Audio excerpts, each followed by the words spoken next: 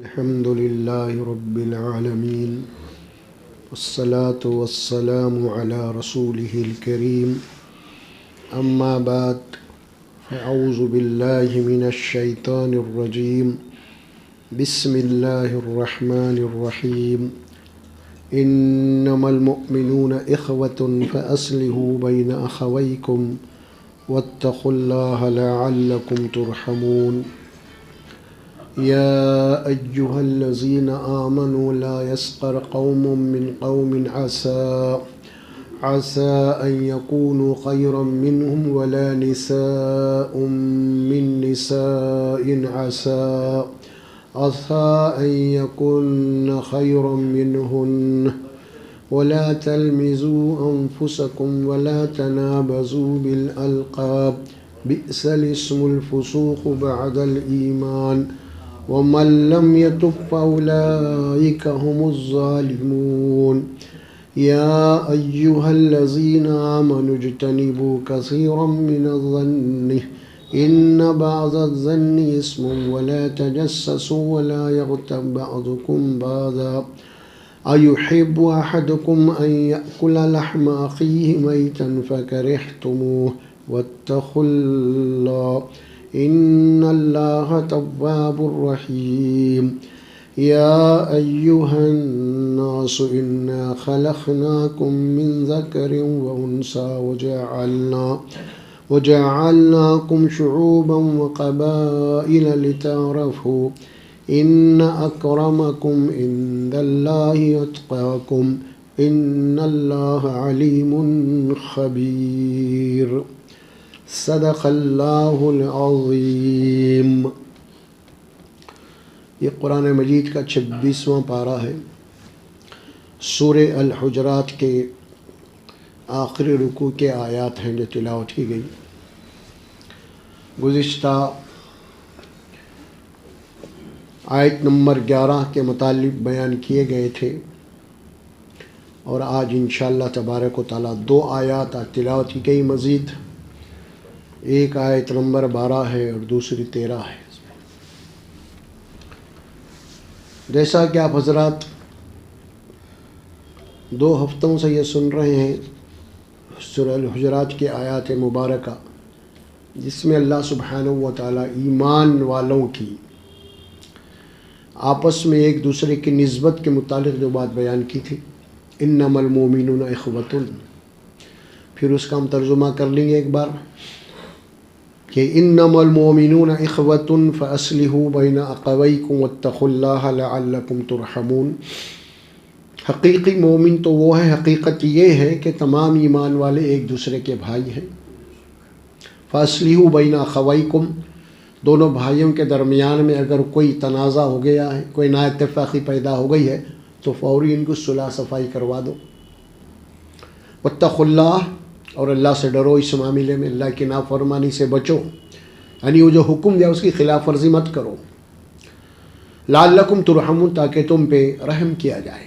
یہ اللہ اپنی رحمت اسی وقت نازل کرتا ہے جو حکم وہ دیا ہے، اگر اس کی اطاعت کریں گے، نہیں اگر اس کے حکم کی خلاف ورزی کریں گے تو وہ کیسے رحم کرے گا؟ عقل بھی نہیں مانتے نا۔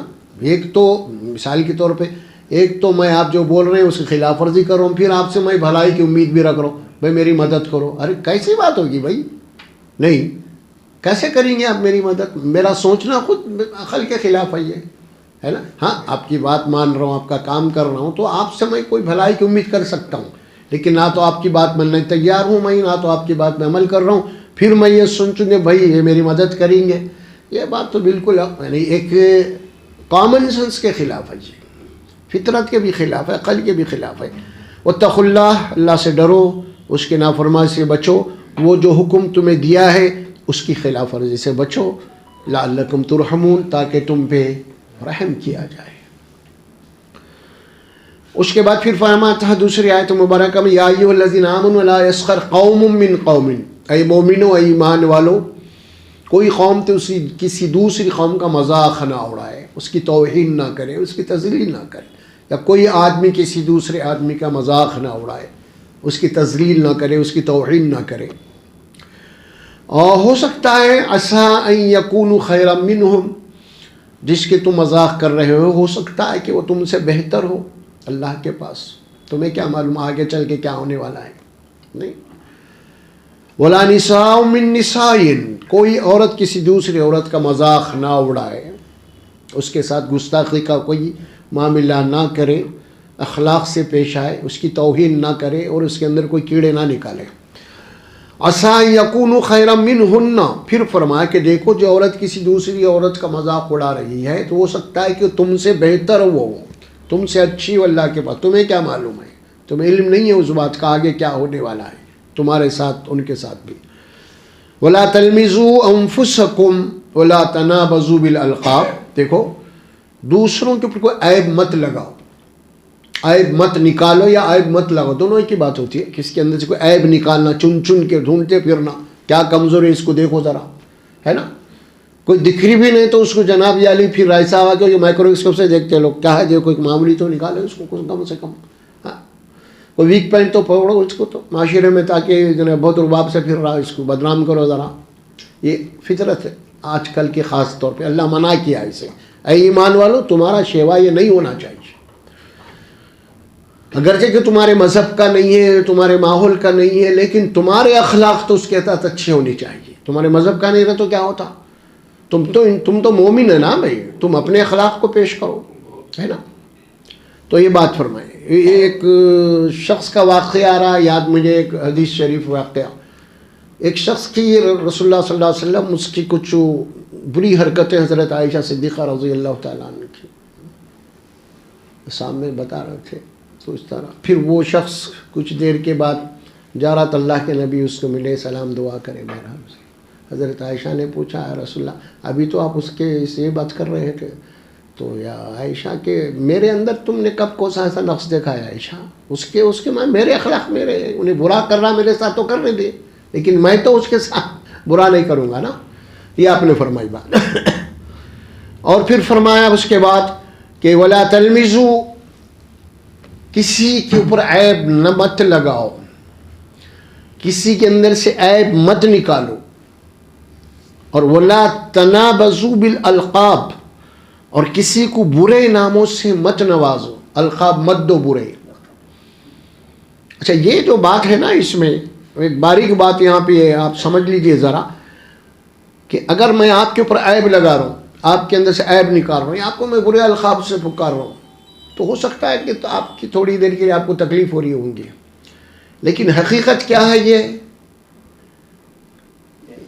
ایسا میں کر رہا ہوں تو اس کی حقیقت کیا، اگر آپ غور کر کے دیکھیں گے تو گویا کہ میں آپ کے اندر عیب لگا رہا ہوں یا نکال رہا ہوں یا آپ کو برے القاب سے پکار رہا ہوں، گویا کہ یہ میں انڈائریکٹلی اللہ کے حکم کی نافرمانی کر رہا ہوں.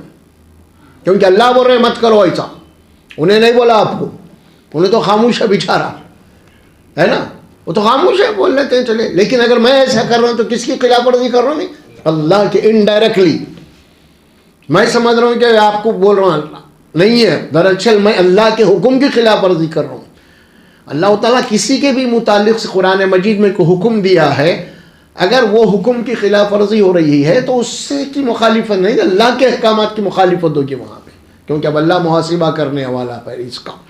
یہ باریک بات ہے، اس کو یاد رکھنا چاہیے. ہم بڑے مزے لیتے ہیں ایسا کر کے، کسی توہین کر کے، کسی کی تذلیل کر کے، کسی کو عیب نکال کے یا کسی کو القاب نواز دے کے ہم کیا کرتے ہیں، بڑے مزے لیتے ہیں. حقیقت میں تم مزے جو لے رہے ہیں نا، اللہ کے احکام کی خلاف ورزی ہو رہی ہے یہاں پہ. اس شخص کو چھوڑو، اب آپ اس سے کوئی لینا دینا بھی نہیں ہے، وہ اللہ حساب لینے والا ہے. برے القاب سے مت پکارو، بئس الاسم الفسوق بعد الایمان. اور یاد رکھو ایمان لانے کے بعد تمہارا نام برائی کے اندر مشہور ہو جانا اللہ کے پاس بہت بڑی برائی ہے. اللہ کے پاس برائی ہے. اب یہ معاشرے کے اندر اگر کہ ایمان والے کا نام لیا جا رہا ہے، ارے بھائی نام لے جا رہا، بھائی وہ فلاں صاحب ہیں مسلمان ہیں، اور وہ فلاں صاحب کا نام لیا جا رہا، اخباروں میں آ رہا، انہیں وہ فلاں برائی کے ساتھ. تو اللہ فرماتے ہیں کہ تمہارا نام ایمان کے بعد، بعد الایمان، ایمان کے بعد اگر تمہارا نام برائی میں لیا جا رہا تو پھر یہ اللہ کے پاس بہت برا ہے. یہ بات اہم ہے، اصل میں اللہ کے پاس برا ہے. پھر یہ بعد الایمان بولا اللہ تعالیٰ، ایمان سے پہلے چھوڑ دے وہ سب اللہ اس کا سوال جواب بھی نہیں ہے وہ. لیکن ایمان کے بعد اللہ بول رہے ہیں اگر تم واقعی میں ایمان والے ہیں, ایمان کا دعویٰ کیے ہیں, تو پھر ایمان کے بعد پھر یہ سب نہیں ہونا. آپ اگر یہ سب کرنا ہی ہے تو پھر ایمان کا ہی کو لائے تم, ہے نا. یہ سب تم کو کرنا ہی تھا اگر پھر ایمان کے بعد بھی, تو پھر ایمان لائی گئی کو ضرورت کیا ہے اس کی ایمان لانے کی. پھر وہی راستے پہ چلے جاؤ, دفاع ہو جاؤ یہاں سے. تم اللہ کے دین کو بدنام مت کرو. نبی کے امتی ہے, نبی کے امتی ہونے کے بعد پھر نبی انڈائریکٹلی نبی کے اوپر حرف آتا ہے. پھر یہ نبی کے امتی ایسا کر رہے ہیں, اللہ کو ماننے والے ایسا کر رہے ہیں, بدنامی ہو جائے گی نا, دین کی بھی ہو جائے گی. اللہ فرماتے کہ نہیں, بئس الاسم الفسوق بعد الایمان ومن لم یتب فاولئک هم الظالمون. اور جو کوئی بھی اللہ نے جن کاموں سے روکا, اوپر جو احکامات دیے ہیں, اگر ان سے باز نہیں آتا, جو خرابی اللہ بتائے ہیں اس کو, ان سے نہیں بچتا, ان کو نہیں چھوڑ دیتا, تو پھر وہ ظالم ہے. اللہ بولتے ہیں وہ ظالم ہے اللہ کے نزدیک. اب اگلی آیت میں آئیے. آج کا آیتیں 2 ہے, اس میں 11 اور 12 آیات ہے اس میں. پھر آئی دوسری آیت میں یا ایھا الذین آمنوا اجتنبوا کثیرا من الظن. اے ایمان والو, اے مومنو, گمان, کثرت گمان سے بچو. گمان, کثرت گمان سے بچو. کیا مطلب ہے یہاں پہ؟ مطلب یہ ہے کہ کسی کے تعلق سے تم برا گمان مت کرو, غلط گمان مت کرو. گمان کرنا, اور وہ بھی بدگمانی, بدگمانی سے بچو. حدیث میں بات آتی ہے کہ سب سے بڑی جھوٹ جو نا کسی کے متعلق بدگمانی کرنا ہے. گمان بھائی بدگمان, اور بدگمانی وہ گناہ ہے آدمی کو بیٹھے بیٹھے بغیر کسی کی خرچ کے, بغیر کسی محنت کے گنہگار بنا دیتا ہے نا. ایک آدمی مزے میں کھا رہا پی رہا, چائے پیتے ہوئے بیٹھا ہوا, ٹیبل پہ بیٹھا ہوا, پلنگ پہ لیٹا ہوا, بیٹھے بیٹھے کسی کے متعلق جناب علی اس کے دماغ میں بات آ گئی, اور بیٹھے بیٹھے گمان کر رہا, ارے وہ اس کو اچھا سمجھا تھا ویسا نکل گیا, نہیں ارے انہیں ایسا کچھ ہو رہا, آپ کچھ بھی نہیں, بیٹھے بیٹھے گمان. آپ جیسا سوچ رہے ہیں, ارے میں اس کو برا ویسا تھا, اگر آپ جیسا سوچ رہے ہیں, اگر انہیں ویسا نہیں ہے تو آپ بیٹھے بیٹھے گنہگار ہو گئے. ہو گئے نہیں ہو گئے؟ اگر میں کسی کے متعلق غلط گمان کر رہا ہوں اور وہ ویسا نہیں ہے تو پھر میں بیٹھے بیٹھے گنہگار ہو گیا نا.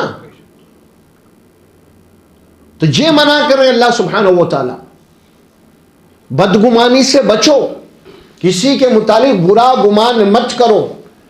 اور حدیث میں بات آتی ہے کہ اچھا حسن ظن رکھو, اچھا گمان کرو کسی کو, کسی کے متعلق اچھا سوچو, تم برا مت سوچو بھائی. اور ہمیں شیطان اچھا سوچنے نہیں دیتا کسی کے متعلق, ہر ایک کو بدگمانی سے دیکھتے ہیں ہم. اور یہ منع ہے نا. جب معاشرہ اگر اس کا عادی ہو گیا, اگر میں آپ کو بدگمانی سے دیکھوں, آپ میرے کو بدگمانی سے دیکھیں گے, انہیں اس کو, تو پورا معاشرہ بدگمان ہو گیا ایک دوسرے سے. اس کو منع کیا گیا. معاشرہ, سماج, سوسائٹی کیسی ہونی چاہیے مسلمانوں کو؟ دیکھیے اس کی سوچ کے مطابق اللہ ہدایت دے رہے ہیں. عمل بات کی بات ہے.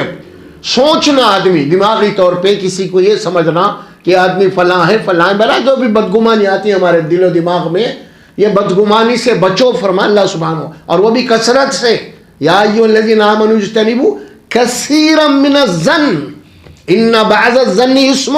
دیکھو بعض گمان تم کو جناب یعنی گناہ میں مبتلا کر دیتے ہیں. ہو سکتا ہے کہ یہی بات ہوئی نا, جیسا گمان کرے ویسا نہیں تو تم گنہگار ہو گئے تم بیٹھے بیٹھے.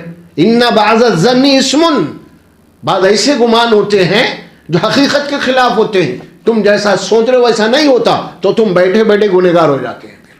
تم بیٹھے بیٹھے گنہگار کیسے بن رہے ہو پھر آپ خواہ کے؟ یہ منع کیا اللہ سبحانہ ہر ایک کو. اور آج ہمارا معاشرے کے اندر میں یہ کہتا ہوں کہ تقریباً 90% میں کہہ لوں تو غلط نہیں ہوگا کہ بدگمانیاں پھیلی ہوئی ہر ایک سے تعلق سے. آج بدگمانیاں دور کی بات ضرورت نہیں ہے, ہم جس گھر میں رہتے ہیں رات دن وہاں پہ بھی بدگمانیاں ہیں. شوہر بیوی سے بدگمان ہے تو بیوی شوہر سے بدگمان ہے, بھائی بھائی سے بدگمان ہے. سمجھ میں آ رہا؟ دور کی بات نہیں, آپ کو یہاں کی بات بتا رہا ہوں میں. گھر کے اندر بھی یہی حال ہے. جہاں پہ بدگمانیاں پیدا ہوتی ہیں وہاں پہ اس کے بعد ہوتا کیا؟ وہ دوریاں پیدا ہو جاتی ہیں، گیپ آنا شروع ہو جاتا ہے، اور پھر وہ یہاں تک پہنچا دیتا ہے کہ بعد میں آپ کی مخالفت میں تبدیل ہو جاتی ہے چیز بدگمانی. کیونکہ بدگمانی کا جو بیج ہے نا، ظاہر ہے کہ وہ بڑھتے بڑھتے بڑھتے درخت کی شکل جب کر لے گا تو پھر اس کے بعد کیا ہوگا؟ نہیں کر سکتے، مخالفت ہو جائے گی. یہی معاملہ بدگمانیوں کا ہمارے پاس میاں بیوی کے تعلق سے بھی بہت بدگمانیاں، یا ساس بہو کا مسئلہ ہے، بدگمانی. دیکھیے آپ کیسے نفرتیں پیدا ہو جاتے ہیں بدگمانی سے. محبت کے رشتوں کے اندر دراڑ پیدا ہو جاتی ہے. میاں بیوی کا جو رشتہ، اللہ کیا فرمایا اس کو قرآن مجید کے اندر؟ وَجَعَلَ بَيْنَكُمْ مَوَدَّةً وَرَحْمَةً. یہ میاں بیوی کا جو رشتہ ہے نا، اللہ فرماتے ہیں یہ محبت کا رشتہ، رحمت کا رشتہ ہے. اور میاں بیوی سے ہٹ کے جتنے بھی رشتے ہیں وہ سب خون کے ہیں، ہے نا. جب رشتے بنتے ہیں نکاح کے بعد، ظاہر ایک اولاد ہو گئی تو اس کے دو رخ ہو جاتے ہیں، یہ دادیالی رشتے، ننیالی رشتے ہو جاتے ہیں، خونی رشتے ہو جاتے ہیں. لیکن میاں اور بیوی کا جو رشتہ ہے نا، اس کی بنیاد خون نہیں ہے، اس کی بنیاد ہے محبت. اور پھر ظاہر ہے کہ یہ بات کہی گئی، اور جہاں پہ محبت کے اندر کمزوری پیدا ہو جائے گی تو ان کے رشتوں کے اندر کمزوری آ جائے گی. اور پھر اس کے بعد کیا ہوگا؟ اگر یہ نفرت میں تبدیل جب ہو جائے گی تو بات جدائی تک آ جائے گی، پھر آپ لڑائی جھگڑے میں آ جائیں گے، طلاق کا معاملہ ہو جائے گا. یہ سب کیوں ہو جائے گا؟ یعنی محبت کا جو رشتہ تھا وہ ختم ہو گیا. یہ اللہ تعالیٰ بتا رہے ہیں خاص طور پہ یہ وَجَعَلَ بَيْنَكُمْ مَوَدَّةً وَرَحْمَةً. میاں بیوی کا رشتہ اور بہت ہی نازک ہوتا ہے، اور یہ محبت کا رشتہ ہے. اور شیطان اس رشتے کو توڑنا چاہتا ہے ہمیشہ. ایک حدیث ہے، تمثیلی انداز میں اللہ کے نبی صلی اللہ علیہ وسلم بیان کرتے ہیں میاں بیوی کا. میں زن کے متعلق گفتگو کر رہا ہوں آپ کے. کسی کے متعلق برا زن کرنا، برے گمان کر دینا، غلط خیال تصور کر لینا، اس کے متعلق بات ہو رہی ہے. تو یہ میاں بیوی کے رشتے میں کیا یہ بدگمانی کے کیا اثرات پیدا ہو جاتے ہیں. اب دیکھیے شیطان کا معاملہ کیا ہے. شیطان روزانہ جو ہے وہ شام میں اپنے چیلوں سے انٹرویو لیتا، چھوڑتا نا، جاؤ فلاں یہ کر کے وہ کر کے وہ کیا گمراہ کرو. شام میں پھر وہ حاضری دیتے ہیں آ کے اس کے، تو کیا کرا تو کیا کرا. پھر پوچھتا شیطان والا بھائی تو کیا کرا؟ میں وہ کراتی ہوں، میں اس کو شراب پینا سکھاتی ہوں، میں اس کو زنا کرنا سکھاتی ہوں، میں اس کو قتل کرانا سکھاتی ہوں، میں اس کو چوری کرنا سکھاتا ہوں. ہر کوئی یہ پیش کرتا ہوں، تو بھی ہٹ تو بھی ہٹ تو بھی ہٹ بولتے. آخری میں بیٹھا رہا تھا کونے کے اندر ایک، تو اس کو بولا کہ تو کیا کرا؟ تو میں میاں بیوی کے اندر جدائی رہا. تو سب سے بڑا تو کام کرا، سب سے بڑا کام تو کرا. کیوں؟ میاں بیوی میں جدائی ڈال دینا کیا بات ہوئی ہے؟ ایک تو اللہ کے خلاف ہو گئی بات، جعل بینکم مودۃ ورحمہ. اس محبت اور رحمت بھرے رشتے کو ڈائنامیٹ کر دیا اس نے. اور دوسری بات کیا ہے؟ یہ رشتے دو الگ ہو جانا دونوں کا مسئلہ نہیں ہے، اب دو خاندانوں کا ہے بھی ہے. اب خدا نخواستہ خاص اگر وہاں پہ بچے ہیں تو ان کا مستقبل کا بھی مسئلہ ہے، ان کا فیوچر کا مسئلہ ہے. تو بہت بڑا کام کیا تو اس کو گلے لگاتا ہے اٹھ کے. تو یہ ہے شیطانی وسوسے، شیطانی اعمال. اور کیجیے. اور یہ خاص طور پہ جادوگروں کے متعلق قرآن میں آتی ہے نا آیت مبارکہ، وہ ایسا جادو سیکھتے تھے جو میاں بیوی کے اندر جدائی ڈالتے. یہ سب سے بڑا گناہ. حالانکہ اللہ فرماتے ہیں کوئی ایسا انتر منتر ہے ہی نہیں جو جناب علی کوئی کسی کے رشتوں کے اندر توڑ دے. اللہ نے کسی کلمات کے اندر ایسا اثر رکھا ہی نہیں. اللہ کوئی طاقت نہیں ہے، یہ تو اللہ کا ذات کا معاملہ ہے. لیکن چونکہ لوگوں کے عقیدے ایسے ہیں، وہ سمجھتے ہیں کہ ایسا ہوگا، ویسا نہیں ہوگا. اگر میاں بیوی کے اندر جدائی پڑتی ہے تو اللہ تبارک و تعالیٰ نے میاں بیویوں کے جو حق آپس میں رکھے ہیں نا، وہ ایک دوسرے کے حق تلفی کرنے سے جدائی ہوتی ہے. بیوی اگر شوہر کا حق ادا نہیں کر رہی، شوہر اگر بیوی کا حق ادا نہیں کر رہا، شوہر بیوی سے بے رخی کر رہا ہے، اور اسی طرح بیوی شوہر سے بے رخی کر رہی ہے، وہ اپنے میں آپ ہے، وہ اپنے میں آپ ہے، تو پھر یہ معاملہ کیا ہو جائے گا؟ ایک دن آ کے ٹوٹ جائے گا. جدائی کا اس طرح جدائی ہوتی ہے. کوئی کلمہ پڑھنے سے، کچھ پڑھ کے پھونکنے سے جدائی نہیں ہوتی. یہ طاقت اللہ رکھا ہی نہیں کوئی کلمات کے اندر. سب سے پہلے تو بات غلط ہے. تو بہرحال چونکہ آج بھی ہم دیکھتے ہیں خاص طور پہ جتنے بھی عامل حضرات ہیں کیا کرتے ہیں, سب سے پہلے بدگمان کر دیتے ہیں, ہے نا. دیکھو اب جتنے بھی, اور اسی لیے دیکھیں گے اب جتنے بھی یہ عاملہ ہے نا وہاں پہ لائن عورتوں کی لگی ہوئی رہی تھی ہمیشہ.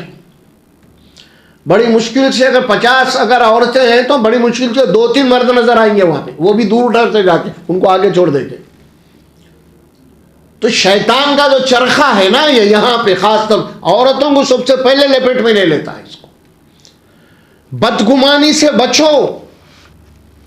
بہت سارے بدگمانیاں پیدا ہوتے ہیں معاشرے کے اندر. کئی رشتے ٹوٹ گئے کہ طلاق بھی ہو گئی, میاں بیوی سے جدا ہو گئی یہ جادو کے چکر میں, عاملوں کے چکر میں, چوچا کے چکر میں. اور اللہ سبحانہ و تعالیٰ حکم دے رہے ہیں یا ایھا الذین آمنوا اجتنبوا کثیرا من الظن, کثرت سے بدگمانی سے بچو. بدگمانی نہیں, کوئی بات تمہارے پاس آ گئی. دیکھیے ایک اور ایک حدیث آ رہی ہے ہمارے سامنے, وہ حدیث میں یہ بات آئی کہ اللہ کے نبی صلی اللہ علیہ وسلم فرماتے ہیں ایک آدمی نہ تو کبھی جھوٹ بولا ہو, جھوٹ نہیں بولا, نہ تو کوئی جھوٹ پھیلایا اس نے, جھوٹا نہیں ہے ایک آدمی, مگر وہی آدمی سب سے بڑا جھوٹا ہے حدیث میں. ایک آدمی جھوٹ نہیں بولتا مگر وہی سب سے بڑا جھوٹا ہے. یہ حدیث کے الفاظ ہیں. کیا بات سمجھ میں آ رہی ہے؟ اب حدیث میں بات آ رہی ہے ایک آدمی جھوٹا نہیں ہے, لیکن پھر یہ فرمایا رسول اللہ سب سے بڑا جھوٹا وہ نہیں ہے. کیا بات سمجھ میں آئی؟ حدیث کے جملے میں آپ کو سنا دوں, عربی میں بھی ہے. کفا بالمرء کذبا ان یحدث بکل ما سمع. ایک آدمی جھوٹا نہیں ہے لیکن اس کا جھوٹا ہونے کے لیے یہی بات کافی ہے کہ جو خبر اس تک آ رہی ہے بغیر تحقیق کے اس کو آگے بڑھا رہا, پھیلا رہا اس کو. انہیں تحقیق ہی نہیں کرا جو خبر اس تک آئی وہ صحیح ہے یا غلط ہے, معلوم ہی نہیں کرا. انہیں معلوم کرنا اس کا کام تھا پہلے, اس کے بعد آگے بڑھانا تھا. معلوم ہی نہیں کرا, جو سنا وہی بولتے پھرا. ایک اب جھوٹی خبر سن لیا اور جھوٹ کو پھیلایا تو بڑا سب سے بڑا جھوٹا ہو گیا انہیں.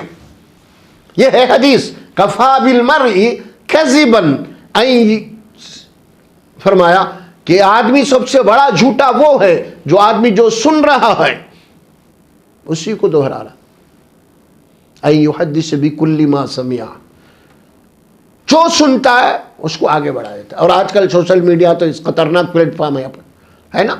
لوگوں کے ہاتھ میں موبائل ہے, دوست احباب کے گروپ بنے ہوئے, کوئی میسج آ گیا, کوئی ایسا آ گیا, فوری زپ بول کے پہنچ گیا. ارے بھائی آپ تک جو پہنچا وہ صحیح ہے نا, پہلے معلوم تو کرو. آپ اس کو فوری فارورڈ کر دے رہے ہیں. جو خبر آپ تک پہنچی ہے اور اس کو فوری آپ جناب علی ہزاروں لوگوں میں پھیلا, اچھا آپ میرے کو بھیجے پھر میں اس کو بھیجا, انہیں اس کا گروپ اس کا گروپ, یہ معاملہ ہزاروں لاکھوں میں چلی جائے گی آنند فانند میں. اگر وہ خبر جھوٹی ہے تو اللہ کے پاس مجرم ہے نا. بتائیے پہلے کا دور نہیں رہا, دور سے کہ منٹوں میں چلے جا رہے دنیا کے کونے میں بات آپ کا میسج. کوئی خبر آئی ہے آپ تک, اللہ تعالیٰ فرماتا ہے کہ مومن کا کام نہیں ہے یہ. مومن کا کام یہ ہے کہ پہلے اس کی تحقیق کرے, وہ اس کے اندر کتنی سچائی ہے, کتنا جھوٹ ہے, کتنا فراڈ ہے, اس کے بعد بات کو آگے بڑھائے اگر وہ ضروری سمجھتا ہے تاکہ لوگوں کو بچا سکے فتنے سے. وہ ہونا ہے, کوئی ضروری نہیں ہے جو خبر آپ تک آئے اس کو صحیح بھی اگر ہے اس کو آپ فارورڈ کرو. نہیں, اگر آپ یہ سمجھنا ہے کہ خبر سے لوگوں کو جناب علی ایک فتنے سے لوگوں کو آگاہ کرنا ہے تو وہ خبر کو آپ فارورڈ کیجئے. آپ خام خواہ کے یہ جو ہم کر رہے ہیں نا صبح سے اٹھ کے شام تک یہی کام, ایک آ گیا ختم برخاست, نہیں, ایمان والے کا کام نہیں ہے. اس حدیث کی زد میں وہ آتا ہے اور اس آیت مبارکہ کی زد میں آتا ہے کہ جو سنا اور وہی بولا وہ جھوٹا ہے. بکل ما سمع کفا بالمرء کذبا ان یحدث بکل ما سمع. اسی لیے ضروری ہے کہ دیکھیے, اسی لیے بات کیا ہے ہمارے پاس, محدثین کا بڑا پیارا اصول ہمارے پاس ہے. جو حدیث ہم تک آئی ہے نا, کیسے آ گئے ایسی تو نہیں آئی. وہ محدثین کوئی حدیث سنے تو اس کی تحقیق کرے پوری, یہ بولنے والا کون ہے, سچا ہے جھوٹا ہے, انہیں کن سے ملا, کس سے بات ہوئی, کیا ہے, پوری اس کا شجرہ نکالے. شجرہ نکالنے کے بعد انہوں کو اطمینان جب ہو گیا کہ واقع میں یہ حدیث صحیح ہے تو انہوں نے اس کو صحیح کہا. کتنی تحقیق ہے ان کی. کیوں کرے اتنی محنت؟ ہو اگر کوئی سن لیتے اللہ کے نبی ایسا بولے تو لکھ دیتے فوری انہوں، لیکن نہیں، سننے کے بعد اس کو لکھ لیے، پھر اس کے بعد تحقیق شروع کر دیا۔ تحقیق شروع کرتے ان کی تحقیق کہاں تک گئی؟ صحابہ تک گئی۔ اب صحابہ پہ زیادہ رک گئے انہوں، صحابہ پہ تنقید نہیں ہو سکتی، تحقیق نہیں ہو سکتی، جرا نہیں ہو سکتی، کیونکہ صحابہ سے جھوٹ سے سوال ہی نہیں پیدا ہوتا، غلط بیانی کا۔ اسی لیے محدثین صحابہ کے پاس جا کے رک جاتے ہیں اور وہاں تک وہ برابر تحقیق کرتے ہیں، کون تھا، کیا تھا، کب ایمان لایا، اس کون تھا، کس سے ملا، کہاں ملا، کہاں کا رہنے والا ہے۔ اس کے بعد آپ کے پاس حدیث آتی ہے، پھر سمجھ میں آ رہا؟ پھر وہ سوب آنے کے بعد بھی، اس کے بعد اگر وہ سوب صحیح ہے، اس کے باوجود بھی اگر قرآن کے خلاف جا رہی ہے تو اس کو بازو رکھ دیا جاتا۔ سمجھے آپ؟ تو ایسا نہیں ہے، زن اللہ منع کیا، ہاں حسن زن رکھو لوگوں کے ساتھ، اچھا گمان کرو، کرنا ہی ہے۔ تو اس سے کیا ہوگا؟ ایک معاشرے کے اندر ایک خوش فہمی پیدا ہو جائے گی۔ یا ایھا الذین آمنوا اجتنبوا کثیرا من الظن، بدگمانی، بدگمانی بہت سارے معاملات ہیں۔ خیر آج کل تو میڈیا آپ کے سامنے آپ دیکھ رہے ہیں، کر رہے ہیں فلاں فلاں، آپ دیکھ رہے ہیں کیا حالات کیسے ہوتے ہیں۔ ہمارے گھر میں ہے، اکثر دیکھا گیا ہے، جو تمہارے کاروبار کے انہیں کیا بات ہے، بڑا پریشان دکھ رہے، کوئی بھی آ کے بیٹھ جاتے ہیں گھر میں، آ کے شوہر چلے جاتا نا، اس کے بعد ٹائم پاس کے لیے کوئی آجو باجو کے پڑوسن آ کے بیٹھے، کیا بات ہے، بہت پریشان دکھ رہے تھے۔ اب کچھ تو بھی ایک آدھ ٹپکا ڈال کے چلے جاتے ہیں انہوں، ارے ذرا سیکھو، کچھ کرا دیے ہوں گے لوگ، اب ڈال دیے یہاں پہ۔ اب اسی کو کہتے ہیں وسوسہ، یوسوسو فی صدور الناس من الجنۃ والناس، کیچ کر لیتا ہے شیطان فوری۔ اب جیسا ہی وہ وسوسے کے اوپر آپ سوچنا شروع کر دیتے ہیں تو اب شیطان جناب علی آپ کو بڑا پکچر بتاتے رہتا ہے، ایسا کیوں ہوا، کیا ہوا، انہیں فلاں فلاں۔ اب لوگوں کے ذہن میں آتا ہے، پھر گھر کے اندر کون کرائے ہوں گے، کیا کرائے ہوں گے، اس قسم کے باتیں آتے ہیں۔ پھر اس کے بعد کوئی آ کے مشورہ دیتے، انہوں دیکھو فلاں صاحب ہے، عامل صاحب، وہاں جاؤ ذرا، انہوں گئے تو آپ کو معلوم ہو جاتا۔ اب وہاں گئے تو ان کا لنکا ڈال دیتے انہوں پوری، سمجھ میں آ رہا، حاضرات لگائے کہ آکی لگا کے اس کے بعد بہرحال وہ نام تو نہیں بتا سکتا میں، مگر شوشا تو چھوڑ دیتا انہیں، وہ ایسا ہے ویسا ہے، سمجھ، اتنے لمبے اتنے گڈے ہیں انہوں، اور آپ کے بات بار بار آتے جاتے رہتے ہیں، وہ فلاں فلاں ایسے کچھ تو بھی۔ اب ظاہر ہے کہ آپ شک میں مبتلا کر دیا آپ کو، اور آپ تو ایک کامن جملہ سنتے ہی ہیں نا، شک کا علاج جو ہے حضرت لقمان کے پاس بھی نہیں تھا۔ جہاں شک پیدا ہو جاتا ہے پھر وہاں پہ کیا ہوتا ہے؟ یقین ختم ہو جاتا ہے۔ آپ کے اوپر جو ہمارا یقین تھا نا وہ ختم ہو جاتا ہے۔ اب وہ کوئی انہیں بولتے کہ لمبے جیسے ہے، دیکھو اب کوئی بھی رشتہ دار آپ کے گھر میں آ گیا لمبا جیسا، اب آپ تک اس کے اوپر یقین تھا، بڑے اچھے آدمی ہیں انہوں، بڑے نمازی ہے، تہجد گزارا، عزت کرتے تھے، مگر جیسے انہوں آئے آپ کے ذہنوں سے گر گئے، آپ نظروں سے گر گئے، آپ آ گئے، آپ وہم پیدا ہو گیا۔ آپ یہ ہوتی ہے دراڑ پیدا کر دینا، خاندانوں کے اندر دراڑ پیدا، رشتہ داریوں کے اندر دشمنیاں پیدا کر دینا، یہ تو شیطان کی چال ہے اصل میں، سمجھے؟ اللہ سبحانہ و تعالیٰ سورہ بنی اسرائیل میں بات فرماتے ہیں کہ اے رسول صلی اللہ علیہ وسلم میرے بندوں سے کہیے کہ آپس میں ایک دوسرے بڑی اچھی بھلی بات کیا کریں، کیونکہ شیطان چاہتا ہے، ان الشیطان ینزغ بینہما، شیطان چاہتا ہے کہ ان کے درمیان میں نزاع پیدا کر کے چھوڑ دے، نزاع پیدا کر کے چھوڑ دے۔ اب جب نزاع پیدا ہو جائے گی دونوں میں تو پھر بے رخی پیدا ہو جائے گی، بے رخی پیدا ہو جائیں گے تو پھر اب آپ کے پیچھے آپ کا شیطان، اس کے پیچھے اس کا شیطان، وہ چابی بھرتے ہی رہتا آپ انہیں، ارے میں اس کے گھر کو جاتا ہوں، ارے بیٹھا تو نہیں بولا انہیں میرے کو، ہاں اب کیسے کیسے باتیں نکلتے ہیں وہاں پہ۔ یہ سب کیا ہے؟ یہ ظن ہے، بدگمانی پیدا کر دیا شیطان، اور اللہ بول رہے ہیں کہ بچو اس سے مسلمانوں، بے بنیاد باتوں سے بچو، افواہوں سے بچو، گمان سے بچو، وسوسوں سے بچو۔ یا ایھا الذین آمنوا اجتنبوا کثیرا من الظن، سمجھ میں آ رہا؟ پھر کچھ باتیں ایسی بھی ہوتی ہیں، میاں بیوی کے اندر جھگڑا ہے، کچھ تو بھی ایک ڈال کے چلے آتے، اب کسی کا آفس میں کام ہے، کوئی کاروبار میں ہے بیچارہ، فلاں آفیسر ہے، اچھی نوکری ہے اس کی، کلاں ہے، آفس میں زیادہ کام آ گیا، بیچارہ زیادہ کام کر رہا اپنے آگے کے لیے، مستقبل کے لیے اور گھر کو دیر سے آ رہا، ذرا ایک دیر سے آنے کا اس کا معمول بن گیا، سمجھ میں آ رہا۔ اب یہاں پہ کیسا چرخا ہوتا، اب دیر سے آ رہا تو معلوم ہے دیر سے آ رہا، اب کوئی بھی آ کے ٹپکا ڈال کے تو معلوم ہے وہ تمہارے صاحب کی سیکریٹری ہے نا، آج کل سنا نئی سیکریٹری آئی، کہتے آپ معلوم ہے تمہارے کو بیگم بڑے پیار محبت سے، بڑے ہمدرد، اتنے ہمدرد بن کے آتے ہیں ان کے پاس سے۔ شیطان بھی جب آدم علیہ السلام کو بھٹکایا نا، انہیں بھی وہی بولا قسم کھا کے، وَإِنِّي لَهُمَا وَخَاسَمُوا لَهُمَا إِنِّي لَكُونَا لَمِنَ النَّاصِحِينَ، میں تم دونوں سے قسم کھا کے کہہ رہا ہوں، میں تمہارا ہمدرد ہوں، خیر خواہ ہوں۔ اور یہاں بھی وہی ہوتی ہے، آ کے بڑے پیار سے، بڑے محبت سے، ذرا دیکھو، اب وہ بول کے چلے گئی ڈال کے، اس کے بعد میں شروع کرو، آگے بڑھنے چلی ہو گئی۔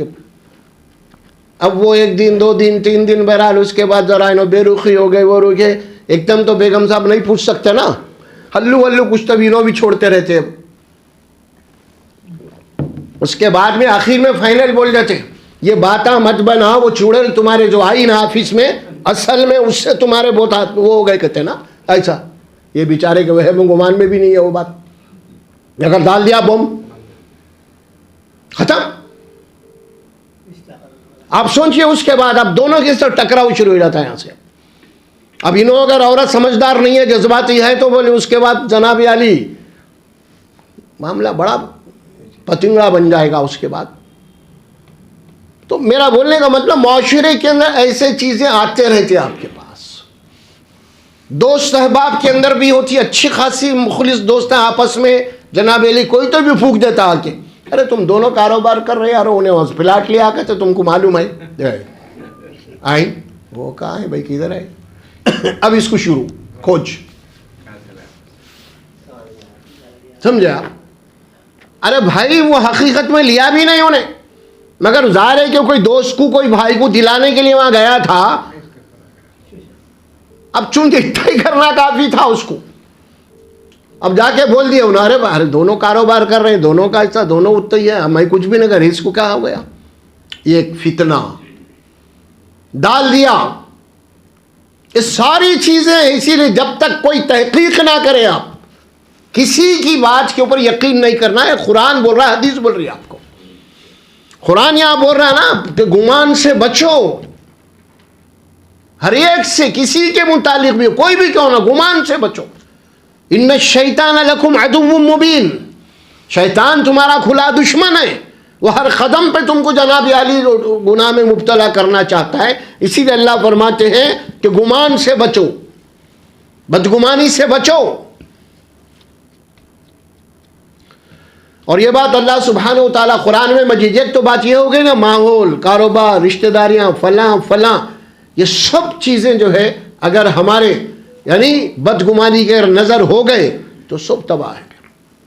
اسی لیے اللہ بولا خاص طور پہ بدگمانی سے بچو، ان بعض الظن اسم، بعض گمان گناہ ہو جاتے ہیں، تمہیں گناہ کے اندر مبتلا کر دیتے ہیں۔ بدگمانی مت کرو کسی کے ساتھ بھی، معاملات میں، رشتہ داریوں میں، خاص طور پہ ہر ایک کو چاہیے، اس میں ہر ایک کو چاہیے اعتماد۔ دیکھیے اگر بیوی کا اعتماد شوہر سے اٹھ گیا تو ختم، لائف ختم۔ شوہر کا اعتماد بیوی سے اٹھ گیا تو لائف ختم، کیونکہ یہ پورے کے پورے رشتے محبت، رحمت اور ایک دوسرے کے اوپر اعتماد کے ہیں۔ اعتماد ختم ہو گیا تو آپ کی شادی ہو گئی، گھر میں اماں بھی ہے، باوا بھی ہے، بڑے بھائی ہیں، بڑے بہنیں ہیں، سب ہیں شادی ہونے کے بعد، لیکن الماری کی تجوری نہ باوا کو دیتے، نہ اماں کو دیتے، بیوی کو دیتے۔ جوائنٹ اکاؤنٹ بینک میں کھلانا ہے تو نہ باوا کو نام پہ بھی نہیں رہتا، اماں بھی نہیں رہتے، بھائی بھی نہیں، بہن بھی نہیں، حالانکہ خونی رشتے تیرے پرانے، یہ تو کل کی آئی ہوئی ہے۔ تو اللہ فرماتا ہے ہم ایسا اعتماد کر کے ان دونوں کے درمیان میں خونی رشتوں کے اوپر جناب غالب آ گئے لوگ، یہ ہماری رحمت ہے۔ یہ اگر ان رشتوں کے اندر ذرا سی بھی غلط فہمی پیدا ہو گئی تو سمجھو رشتے تباہ ہو جاتے ہیں، پھر محبت ختم ہو جاتی ہے، نفرت کا ماحول پیدا ہو جاتا ہے۔ اتنا اعتماد ہوتا ہے، اعتماد کا مسئلہ، اعتماد ختم ہو گیا تو پھر برخاست خام۔ میاں اور بیوی کا وہ رشتہ ہے تو ایک دوسرے کے اوپر قربان جانے والا رشتہ ہے۔ کیوں قربان جانے والا رشتہ ہے؟ آپ غور کر کے دیکھیں گے، آپ وہ جو بیوی بن کے آپ کے گھر میں آئی نا، کون ہے وہ؟ پورے قربانیاں دے کے آئی، انہیں بابا کو چھوڑی، اماں کو چھوڑی، بہنوں سب کو چھوڑ کے آپ کے پاس آ گئی۔ قربانی اس کی ہے، اصل میں آپ کی نہیں ہے، آپ کے تو گھر میں بیٹھے۔ اس کے بعد آپ اتنا ڈنڈا ماشاءاللہ چلا رہی، جناب اماں بابا کے پاس بھی نہیں بھیجتے اس کو، اتنا ماشاءاللہ لگا دیا، جبکہ سب کو بیچاری اتنے قربانیاں دے کے آئی آپ کے پاس، حالت کیا کر دی اس کی؟ آپ گھر کے اندر اس کی کیا بنا دی معاملہ؟ ہاں میں جا کے آتا ہوں امی کے پاس، ٹھیک ہے امی کے پاس جانے اگر آ جانا شام تک، قربانیاں دیکھ کے آئے نا، حال کیا ہو گیا آخر؟ پھر شوہر صاحب کے بھی قربانیاں آئے، انہیں بھی آپ کو اپنے پورے بابا کے اوپر، اماں کے اوپر، بہنوں سب کے اوپر آپ کو جب فوقیت دے دیا، انہیں بھی قربانی ایک دوسرے کے اس رشتے کے اندر۔ اور یہ رشتے کے اندر جو چیز دراڑ پیدا کرنے والی ہے، کمزور پیدا کرنے والی ہے، وہ ایک دوسرے سے بدگمانی ہے۔ بدگمانی یہ ہے، اسی لیے فرمایا کہ اللہ سبحانہ و تعالی بدگمانی سے بچو، جھوٹ کی جڑ ہے یہ، سب سے بڑی جھوٹ ہے یہ۔ کچھ ہے چھنے مگر ہوا ہے، ارے نہیں کہ بابا نہیں، آپ کا دماغ خراب ہو گیا ہے، آپ کو کوئی وسوسہ ہوگا، آپ غلط خیال میں مبتلا ہے، کوئی آپ کو بھٹکا دیے نہیں، شیطان چونکہ ہے نا ساتھ لگا ہوا، آپ کال سے ماننے دیتا انہیں، نہیں ہوتا نا۔ اور اسی بنا پہ لوگ قسمہ بھی کھا لیتے ہیں، چلو بھائی قرآن کی قسم کھائیں گے، چلو مسجد میں جائیں گے، دیکھیں آپ یہ بدگمانیاں دور کرنے کے لیے۔ تو اسی لیے اللہ منع کیا ایمان والوں کو، یا ایھا الذین آمنوا اجتنبوا کثیرا من الظن، اے ایمان والو کثرت سے گمان مت کرو۔ اچھا لفظ کثرت کا استعمال کیا گیا ہے، کیا تھوڑا گمان کرنا چاہیے، زیادہ نہیں کرنا چاہیے؟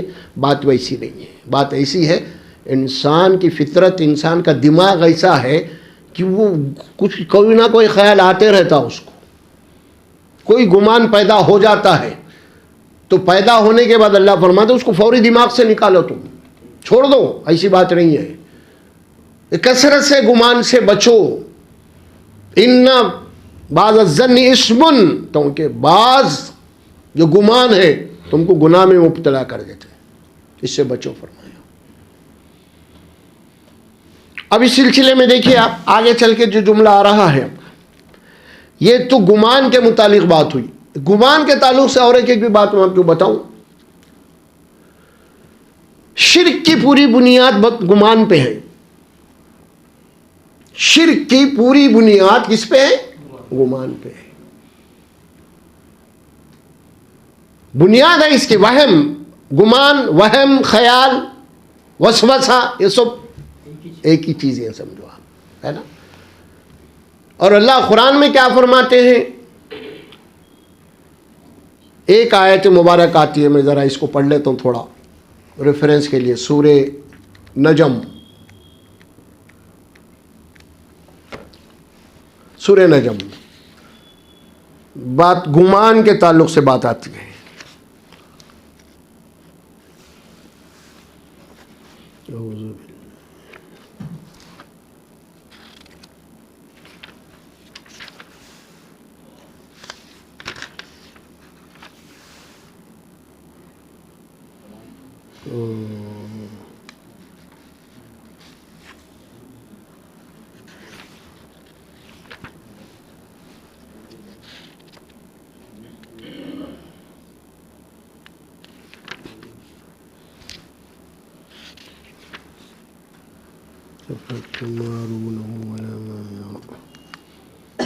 اے دیکھیے آپ، ان ہی الا اسمان سمیتموہا انتم وآباؤکم ما انزل اللہ بہا من سلطان ان یتبعون الا الظن، آیت نمبر 23 ہے یہ۔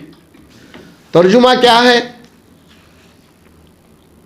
اللہ سبحانہ و تعالیٰ فرماتے ہیں کہ تم اللہ کے سوا جن کو پکار رہے ہو، جن معبودوں کو، غیر اللہ کو، یہ کچھ بھی نہیں ہے حقیقت میں مگر صرف تم اور تمہارے باپ دادا ایک نام دے دیے ان کو، حقیقت میں نہیں، ایک نام رکھ دیا سو بس ختم، اور کچھ نہیں، نام ہے بھائی، یہ غوث ہے، یہ خواجہ، یہ غریب نواز ہے، یہ بندے نواز ہے، انہوں فلاں، یہ کون دیا؟ یہ حقیقت میں نہیں ہے کوئی بھی بات، یہ صرف نام دے دیے سو، حقیقت کچھ بھی نہیں ہے اس کے خلاف۔ ان ہی الا اسماء سمیتموها انتم وآباؤکم، تم اور تمہارے باپ دادا صدیوں سے چلے آ رہے، ان کے نام رکھے، یہاں جاؤ ان کے منتیں مانگو، فلاں جگہ جاؤ، فلاں مندر کو جاؤ، فلاں دیول کو جاؤ، فلاں جگہ جاؤ، یہ کام ہوتا انہوں، یہ کام کرنے والے ہیں، کتنے ہیں زمین کے اوپر، بے شمار ہے اسے، حقیقت میں کوئی تعلق نہیں اس کا حقیقت سے، مگر تم اور تمہارے باپ دادا سے یہ چونکہ چلتے آ رہی ہے ایک رواج، بس ختم۔ ما انزل اللہ بہا من سلطان، اللہ نے اس کائنات کے اندر کسی غیر اللہ کے متعلق کوئی ایسی سند نازل نہیں کی کہ وہ بھی کوئی اختیار رکھتے ہیں، بلکہ کیوں ہو رہا ایسا؟ فرمایا ما انزل اللہ بہا من سلطان ان یتبعون الا الظن، ہاں تم یہ گمان کے پیچھے بھاگ رہے، کیونکہ ہمارے بابا بھی جاتے تھے، ہمارے دادا بھی جاتے تھے، ہمارے پردادا بھی جاتے تھے، یہ معاملہ صدیوں سے جا رہے ہیں، کیا بیوقوف تھے کیا اتنے لوگ سب؟ ہاں ان کو نہیں معلوم تھا کیا؟ بس یہ دیکھا دیکھی کر رہے ہیں تم سب کام، حقیقت سے اس کا کوئی تعلق نہیں ہے۔ اللہ نے کوئی ایسی دلیل، کوئی ایسی بات نہیں فرمائی کہ اس کائنات کے اندر اللہ کے سوا بھی کوئی طاقت ہے، غیبی طاقت نہیں، سب مخلوق ہے، سب اللہ کے محتاج ہے، کوئی کسی کچھ دے نہیں سکتا، جو پیدا ہوا ہے انہیں مرنے والا ہے، اور جتنے بھی مخلوقات ہیں وہ سب پیدا ہوئے سو ہے، پیدا ہونے کے معنی اسے مرنا ہے، اور جو پیدا ہوتا جو مرتا ہے انہیں دوسروں کو کیا دے سکتا؟ انہیں خود محتاج ہے، انہیں خود بھوکا ہے، انہیں خود پیاسا ہے، یہ ساری چیزیں اس کے اندر ہے نا۔ اللہ فرماتے ہیں پھر یہ بھاگ رہے ہیں کہ یہاں وہاں سب ہر جگہ، یہ شرک کے اڈے ہیں، یہ عقل کے خلاف ہے، کوئی دلیل نہیں ان کے پاس، کچھ نہیں، ان یتبعون الا الظن، گمان ہے یہ اور کچھ نہیں، یہ گمان ہے بھائی۔ گمان کیا ہے؟ آپ دیکھیں کسی کے جناب علی کہیں سے عرس سے وہاں سے یہاں سے کوئی پھول آ گئی تو وہاں کی راکھ آ جاتی، ایک گمان ہو گیا، اور وہ راکھ کے اوپر عقیدہ بن گیا، کچھ بیماری ہو گئی، کچھ ہو گیا تو راکھ چاٹ لیے، پھول کی پتی کھا لیے، شفا ہو گیا، ایک گمان ہو گیا ان کو۔ اب جب گمان ہو گیا نا، اب اسی کی تبلیغ کرتے پھرتے انہوں دوسروں کو، ارے میاں کیا میں گیا تھا ایسا ہوا، انہیں ایسا بولا، انہیں ایسا بولا، اب ایک چلی چرخا برابر، یہ گمان ہے، بدگمانی ہے، یعنی اللہ کے متعلق بدگمانی ہے، شرک، سب میں کر رہا ہوں، شفا میں دے رہا ہوں، ہر چیز میں دے رہا ہوں، لیکن اللہ کے متعلق تم بدگمان ہو کے غیر اللہ کے متعلق تمہارا عقیدہ ہو گیا ہے، یہ شرک ہے۔ اسی طرح تعویذ کا معاملہ بھی ہے، یہ گمان ہے۔ کیا گمان ہے؟ مثال کے طور پر آپ کو دیتا ہوں ایک گمان، ایک آدمی پانی نہانے کے لیے تعویذ اتار کے رکھ دیا، نہانے کے بعد کپڑے اوپر لے کے نکل گیا، ہو سکتا ہے نکل جانے، باہر نکل گیا، چلتے چلتے اس کو کوئی چھوٹا سا ایکسیڈنٹ ہو گیا، سمجھ میں آ رہا؟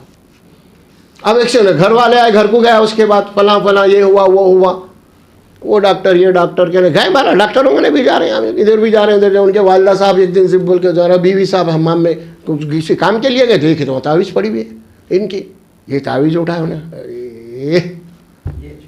یہ اصل میں مسئلہ یہی ہے بولے، تو یہ ڈاکٹر کرے وہ ڈاکٹر کیا بھاگ رہا، اصل جو چیز تیری حفاظت کرنے والی تھی، تو نہاتے ہو تو نکال کے رکھ کے بھول گیا نا، تو غیر محفوظ ہو گیا، یہ تعویذ تیری حفاظت کرنے والی تھی، اسی لیے تیرے کو ٹکر ہو گئی چھوٹی جو بھی ہے، اب عقیدہ اس کے پر آ گیا، اب یہ کیا ہے؟ یہ گمان ہے، اب یہ ان یتبعون الا الظن، تم گمان کے پیچھے بھاگ رہے، اسی لیے حدیث میں کیا فرمایا اللہ کے نبی، التمائم شرک، ہر قسم کی تعویذ کا باندھنا شرک ہے، کیونکہ تم نے اس تعویذ کے اوپر یہ عقیدہ رکھ لیا کہ تعویذ مجھے بچاتی تھی، اللہ پہ اعتقاد نہیں ہے تمہارا، جو اللہ تمہارے شہر سے زیادہ قریب ہے تم، ہاں اس اللہ پہ یقین نہیں ہے، بلکہ وہ تعویذ ہے کیا کہ اندر لکیراں کھینچ کے ڈالے سو ہے، اور اس کے اوپر جناب اتنا عقیدہ آ گیا تمہارا، یہی ہے شرک اصل میں، شرک وہی ہے۔ اب بدگمانی کیا کیا ہوتی ہے آپ دیکھیں گے اس سلسلے میں، غیر قوم کے پاس تو قدم قدم پہ بدگمانی ہے، باہر سے کوئی رشتہ دار آ گیا, بیٹا آ گیا امریکہ سے, لندن سے, اس کو بول دو ایئرپورٹ سے اتر کے آ گیا تو گھر پہ ملنے آیا تو فوری رکا دیتے اس کو, ٹھہرو ٹھہرو وہیں ٹھہرو. اب اس کی آرتی اتارتے, آرتی اتار کے سمجھ رہی, اب سارے بلامتوں سے نہ بچ گیا. یہ بدگمانی. ہمارے پاس بھی ایسا معاملہ ایسا نہیں ہے. گھر کے اندر داخل ہونے کے بعد ہمارے پاس بھی, مسلمانوں کے پاس بھی ایسے عقیدے ہیں. ٹھہر بیٹا ٹھہر, ذرا آیت الکرسی پڑھ کے پھونکتے ہوں تیرے کو. پرانے لوگ جو ہے نا اس قسم کے باتیں کرتے تھے. اور ذرا ڈیپ میں چلے جائیں گے, ٹھہر بیٹا ٹھہر ذرا, وہ مرغی کو کالی مرغی کو پکڑ کے اڑا دو. ایسا کرنے سے یہ سمجھا جا رہا تھا کہ سارے ملامتوں سے محفوظ. یہ کیا ہے؟ یہ بدگمانی ہے اللہ کے ساتھ, یہ شرک ہے. یہ گمان کے پیچھے چل رہے تم, کوئی ایسی بات نہیں ہے. یہ بدگمانی کو منع کر دیا گیا. اللہ کے نبی صلی اللہ علیہ وسلم کے حدیث آتی ہے جس میں یہاں فرمایا, دیکھیے کوئی کام کرنے سے یا کچھ نقصان ہو گیا یا الٹا ہو گیا تو اللہ کے نبی کیا فرماتے ہیں, میں ایسا کرنے سے ایسا ہوا, ویسا کرنے سے ایسا ہوا, ایسا کرتے تو نہیں ہوتا تھا. یہ جملے مت بول, بلکہ یہ بول اللہ نے جو تیری تقدیر میں لکھا تھا وہ ہوا ہے, اس کے حکم سے ہوا ہے. یہ بول, اللہ کو یہ چیز منظور تھی. اگر اس کے بولیں گا انہیں, ہاں یہ کیا ہے. اسی لیے اوہام کے اندر جو بات بدالی گئی ہے نا وہ کیا ہے, اللہ کے نبی صلی اللہ علیہ وسلم فرمایا الطیرۃ شرک, بدشگونی لینا شرک ہے. بدشگونی کیا ہے؟ بدشگونی یہی ہے کہ ایک آدمی کو آپ دیکھ لیے, کوئی کام کرنے آپ جا رہے تھے, وہ کام ہونے والا تھا لیکن کام نہیں ہوا اور آپ گھر کو مایوس آ گئے اور گھر میں بیگم پوچھے کیا ہوا جی, اچھا خاصا کام تھا نا تمہارا بننے والا. آؤ بیگم, میرا تو پوری امید تھی مگر ایسا نہیں ہو سکتا, مگر کیوں ہوا؟ اب بیگم صاحب اب جاتے کچھ کوئی ملا تھا کیا تم کو راستے میں؟ ارے کیا بیگم کیا بات بولے تم, وہ ملا تھا, انہیں سلام علیکم بولا, میں وعلیکم سلام بولا. وہی ہے منحوس تمہارا اصل میں. اب پوائنٹ پکڑی بیوی, یہ ہے منحوس.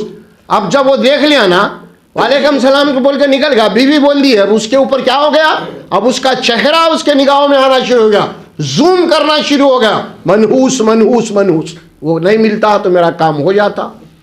سمجھ میں آ رہا؟ یہ عقیدے ایسے ہیں. یہ کیا ہے؟ یہ ظن ہے, گمان ہے, حقیقت نہیں ہے. ان یتبعون الا الظن, گمان ہے, گمان.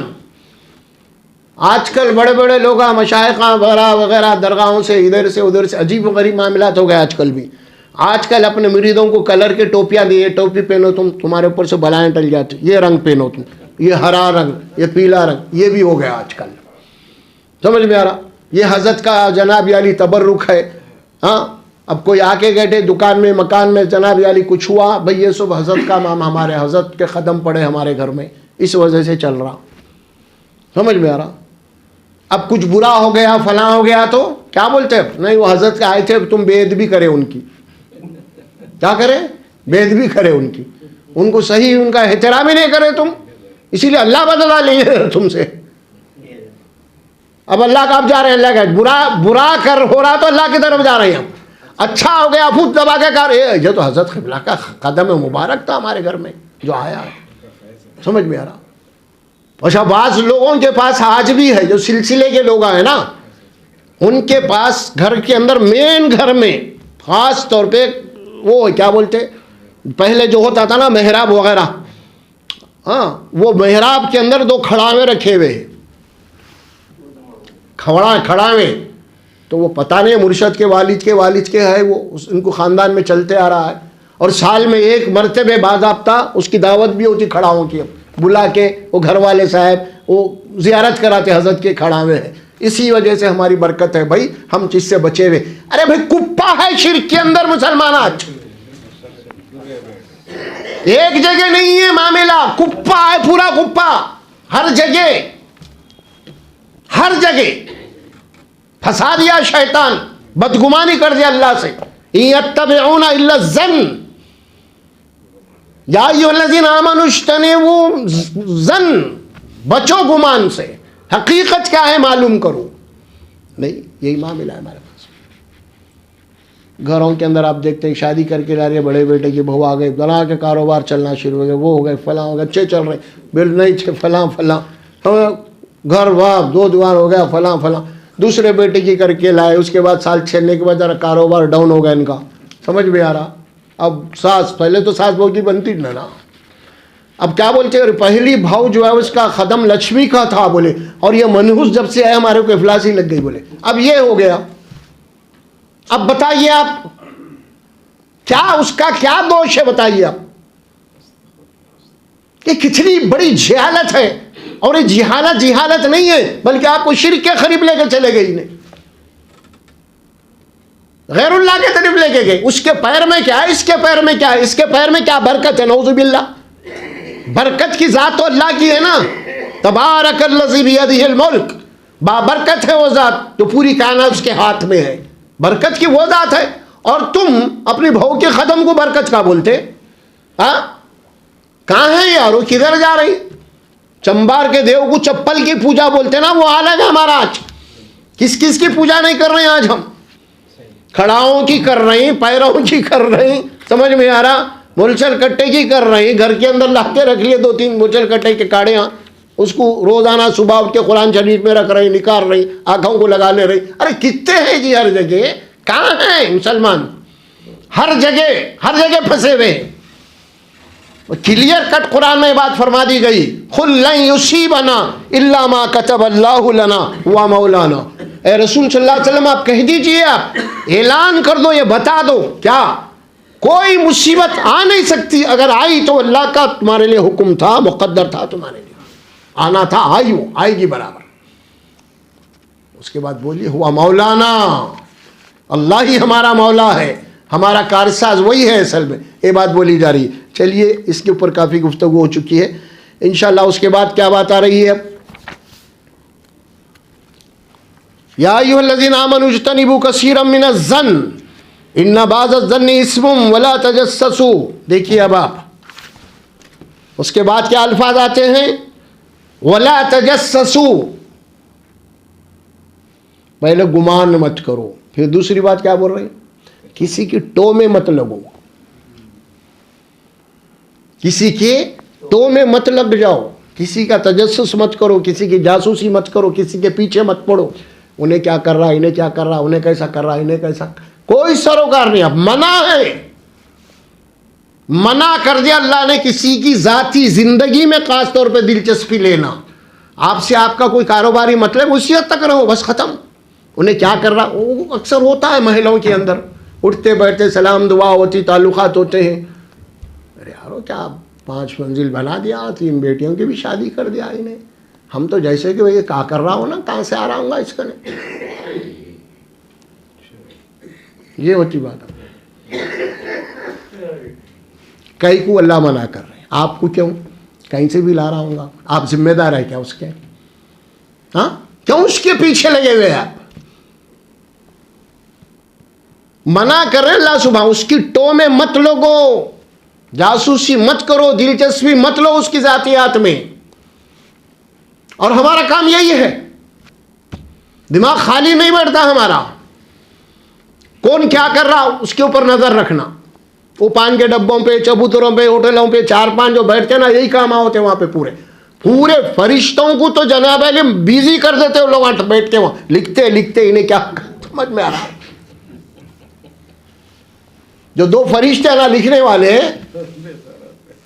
وہ حدیث میں بات آتی ہے، وہ فرصت ان کی ملتی بھی نہیں، وہ چبوتروں پہ بیٹھے سوالے ڈبوں پہ ادھر ادھر، وہ فرشتے کیا بول رہے ہیں آپس میں، حدیث میں بات آ رہی، ایک فرشتہ جو برائی کا ارادہ کر لیا، نہیں کرا ابھی، تو رائٹ ہینڈ پہ جو فرشتہ ہے وہ بولتا ہے ارے مت لکھ ٹھہر، موٹے الفاظ میں بول رہا ہوں بھائی، مت لکھ ٹھہر، ابھی کرا ہی نہیں، کیوں لکھ رہا؟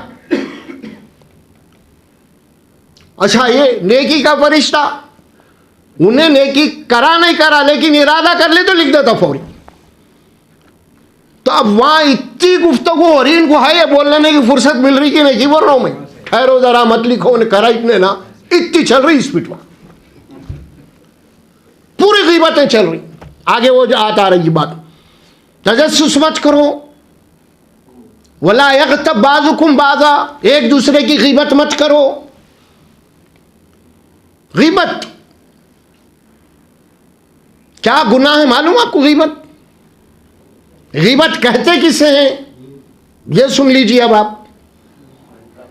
صحابہ نے کہا غیبت یا رسول اللہ جو اس کے اندر برائی ہے ہم وہی بول رہے ہیں, غلط تو نہیں بول رہے ہیں آپ. تو اللہ کے نبی کیا فرماتے ہیں صحابہ کو؟ ہاں جو اس کے اندر برائی ہے اس برائی کو اس کے پیٹھ کے پیچھے بولتے پھرنا یہ اسی کا نام غیبت ہے. اگر اس کے اندر کوئی برائی نہیں ہے تم اس کے اوپر کوئی برائی لگا رہے تو یہ تو بہتان ہے. غیبت یہی ہے. اور غیبت کے متعلق حدیث میں کیا بات ہے, کتنا بڑا گناہ ہے معلوم؟ الغیبت اشد من الزنا, غیبت زنا کا جو گناہ نا اس سے بھی زیادہ ہے. اور غیبت کا بازار بہت گرم ہے ہمارے پاس, اندر بھی باہر بھی, عورتوں میں بھی مردوں میں بھی, ہوٹلوں میں بھی, چولہوں کے اندر بھی. جناب علی کھانا وانا پکانے کے بعد میں خوب شوہر چلے گئے گھر کے باہر, کوئی آ گئے ادھر ادھر کی بیٹھ کے, بس ختم. اب تم کیا ہے انہوں کیا ہے, دونوں بیٹھے تو دونوں کی بات ہی نہیں ہوتی, تیسرے کی ہوتی. اس کی غیبت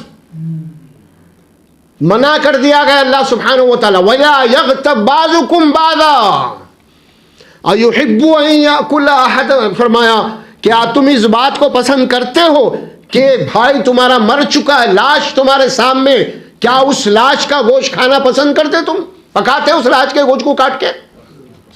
فَكَرِهْتُمُ, نہیں تم کو کراہیت ہوگی اس سے. فرمایا کہ غیبت تو اس سے زیادہ کراہیت کرو تم. غیبت برائی بت پیچھے کرنا منع ہے. اور خواتین کے اندر تو بہت ہوتا, جب بیٹھتے ہیں تو خاموش تو ہو ہی نہیں سکتے. کہیں بھی آپ جا رہے ہیں, ریلوے اسٹیشن, ایئرپورٹ, ادھر ادھر کہیں بھی جاتے ہیں, آپ کے ساتھ الحمدللہ ہماری بچیاں بھی ہوتی ہیں, ہماری بیوی وغیرہ بھی ہوتی ہے ساتھ میں. آپ بڑے ہوتے کوئی دوسرا وہاں پہ لیڈیز ہو کے 2 منٹ میں دوستی ہو جاتی لوگوں کی, کہاں کے ہے کدھر کے فلاں فلاں, پورا جنم پتریکا لے لیتے ہو, خاموش نہیں بیٹھ سکتے. اس کے اوپر ایک چھوٹی سی ایک لطیفے کے طور پہ واقعہ یاد آ رہا, عرض کر دیتا ہوں. ایک بادشاہ بولا جو سب سے بڑی جھوٹ بولیں گا اس کو انعام دیا جائے گا. اب آئے لوگ, انہیں وہ لایا, انہیں لایا, انہیں لایا, انہیں سب یہ خبر لایا ایسا, اور آپ کی رعایا میں آپ کی مملکت فلاں فلاں. آخر میں ایک آیا تو اس نے کیا بولا, تیرا کیا معاملہ ہے؟ بادشاہ سلامت, ایک درخت ہے, 4 عورتیں ہیں, بہت دیر سے میں دیکھ رہا ہوں خاموش بیٹھی ہوئی ہے. سب سے بڑا جھوٹا ہے, اس کو لکھو, اس کو انعام دو. 4 عورتیں اور بہت دیر سے دیکھ رہا ہوں بھی خاموش. نہیں ہو سکتا, ہو ہی نہیں سکتا ہے. تو سب سے بڑی جھوٹ بول رہا ہے, اس کو آج کا انعام اس کو بنے. تو اسی لیے کیا ہے معلوم, اسی لیے پہلے ہی بول دیا بدگمانی نہیں, خیر کی باتیں کرو, اچھی باتیں کرو, کچھ قرآن حدیث کی باتیں کرو, کچھ واقعات سناؤ صحابہ کرام کے, کچھ اچھی باتیں کرو آپس میں ایک دوسرے سے, ہے نا. صحابہ کرام جب بھی ایک ملتے تو ایک دوسرے سورہ اثر سنتے تھے. تم سورہ اثر سناؤ, میں سورہ اثر سناتا ہوں. ایک چھوٹی سی صورت ہے, اس میں نجات کے منیمم کنڈیشن بیان کیا گیا ہے. ہمارے پاس جو باتیں آتی ہے نا, تو فرمایا کہ غیبت ایک دوسرے کی مت کرو, بت پیچھے برائی کرنا, اسے غیبت کہتے ہیں. اور بڑا مزہ آتا اپنے کو, بہت مزہ آتا غیبت میں. اب یہ بات آ رہی ہے یہاں پہ توبہ. اب آپ دیکھیں گے غیبت کرنے والے کی توبہ قبول نہیں ہوتی. کیوں نہیں ہوتی؟ اللہ کا حکم کیا ہے؟ میں آپ کو تکلیف دی ہوں تو آپ سے معافی مانگنا, تو وہ تو اللہ معاف کرتا. کیونکہ غیبت کرنے والا آپ کے پاس آتا ہی نہیں, بھائی معاف کرو ایسا کرو, بول آتا نہیں آتا. اسی لیے اس کی توبہ ہی نہیں ہوتی ہے. پھر صحابہ پوچھا رسول اللہ کیا کرنا؟ اس کے بت پیچھے جیسا غیبت کرے نا تم, اس کے بت پیچھے ہمیشہ اس کی مغفرت کی دعا کرتے رہو. کیا کرو؟ اب تک غیبت کرے نا, اب کیا کرو؟ تمہیں معلوم ہوگا نا گناہ ہے, اب کیا کرو؟ اس کی مغفرت کی دعا کرو, ہر دعا میں اس کو شامل کرو. اللہ اس کے گناہ معاف کر, اللہ اس کے گناہ معاف کر. ہر وقت یاد کرو جسے تم نے غیبت کی ہے, تو انشاءاللہ تمہارے توبہ ہوگی. پھر یہ ہے اللہ سبحانہ و تعالیٰ جو ہمیں بتا رہے ہیں، حدیث میں بات آ رہی ہے. دوسری بات، یہ جو غیبت کرنے والے ہوتے ہیں یہ حاسدین ہوتے ہیں، حسد کرنے والے. قرآن میں ایک سورت آئی نا، سورہ فلق، اس میں کیا ہے آیت، آخری آیت، وَمِن شَرِّ حَاسِدٍ اِذَا حَسَد. اللہ دعا سکھا رہے ہیں. تم اللہ سے یہ دعا کرو، اے اللہ حسد کرنے والے کی شر سے تو مجھے اپنی حفاظت میں رکھ. اتنی بڑی دعا ہے، اللہ کیوں سکھا رہی ہے؟ حسد، حاسدین، حسد کرنے والے. اور حسد کون سی بیماری ہے معلوم؟ حدیث میں بات آتی ہے، مثال دے کے سمجھایا رسول اللہ صلی اللہ علیہ وسلم نے. حسد وہ بیماری ہے جس طرح آگ لکڑی کو کھا جاتی ہے، راکھ بن جاتی ہے لکڑی، اسی طرح یہ حسد تمہارے وہ سارے نیکیوں کو کھا جائے گی اور نیکیوں کا کوئی وزن باقی نہیں رہ جائے گا، وہی راکھ بن جائیں گی. وہ سارے نیکیاں، تم بڑی مسجد بنا دیے، عمرے کر کے آئے، حج کر کے آئے، بہت کچھ کرے، لیکن اگر تم حسد کر رہے لوگوں سے آپس میں تو تمہارے حج، وہ عمرے، وہ مسجداں سب راکھ کا ڈھیر ہو گئے پورے. کوئی وزن نہیں ہے تمہارے نیکیوں کا پھر اللہ کے بعد، اگر تمہارے اندر حسد ہے. اور حسد غیروں سے نہیں ہوتا. ایک کافر بھی ہے، اگر بہت دولت ہے، بہت بلڈنگ ہے، اس کو بہت ہے، اس کو دیکھ کے اب حسد نہیں کرتے. بازو والا یا بھائی اگر بنایا ہے نا، اس سے حسد ہوتی. اب وہاں سے جا رہے، یہاں سے جا رہے، کل تک کچھ بھی نہیں معلوم تھا، آپ جا رہے جاتے جاتے ایک دن معلوم ہو گیا آپ کو، شادی میں کہیں موتا میں ملے، بھائی چ ملے، ملتے نہیں نا زمانے کو، بھائیاں بھائیاں بھی نہیں مل رہی. اب روزانہ بلڈنگ کے پاس سے جا رہے، اتنی بڑی ہوٹل ہے، اتنی بڑی ہے، سماج میں روز جا رہے ہیں، کچھ بھی نہیں ہو رہا آپ کو. اور جیسے ہی آپ کے بھائی کا بھی مل کے بولے، بھائی وہ ہے وہاں کہاں رہے، وہیں ہے، تو وہ میری ہوٹل ہے، کرایہ پہ دیا ہو. اب اس کے بعد اس کو حسد شروع ہو جاتی ہے. اب تک نہیں ہوئی، اب ہوتی ہے. نہیں، یہ حسد ہے. اور حسد، اللہ کے نبی فرماتے صلی اللہ علیہ وسلم، الحسد یاکل الحسنات کما تاکل الحطب النار. فرمایا حسد وہ بیماری ہے جس طرح آگ لکڑیوں کو کھا کے راکھ بنا دیتی ہے، اسی طرح یہ حسد تمہارے تمام نیکیوں کو کھا جائے گی اور تمہارے نیکیاں تمہارے ہوا میں اڑ جائیں گے راکھ بن کے. کتنی فکر ہو نا. اچھا، حسد کرنے سے کچھ مل رہا؟ پہلے، آج کل ہارٹ اٹیک کی بیماری بہت ہو گئی، گردوں کی بیماری بہت خطرناک ہو گیا آج کل. گردوں پہ اثر، دل پہ اثر، حسد سے نہیں. اسی لیے کہتے ہیں کہ حسد کرنے والا اپنی، اس کو آگ لگانے کی ضرورت نہیں ہے، اپنی آگ میں جل رہا انہیں.